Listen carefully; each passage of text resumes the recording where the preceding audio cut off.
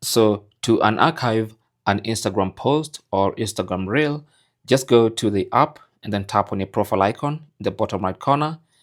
Tap on the three lines in the top right, and that should open settings and activity. Now from here, tap on archive, and that's going to open your archive. By default, it's going to open your Instagram stories archive, and you can see all your old Instagram stories.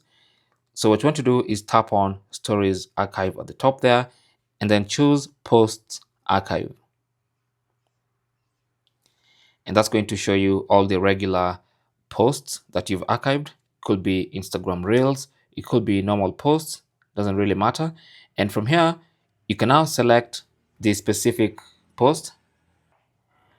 Pick any post. So I'll pick this one, for instance, and then tap on the three dots in the top right, and then select show on profile. And that's going to remove that post from archive and take it back to my profile, basically restored. Okay. And now you can go and do that for all the posts you want to unarchive. So I can do it for this one as well. Just tap on the three dots and then tap on show on profile and then confirm. And that's going to restore those posts back to my Instagram profile. So now if I go into my profile page and then try and refresh the page, you should see the posts restored.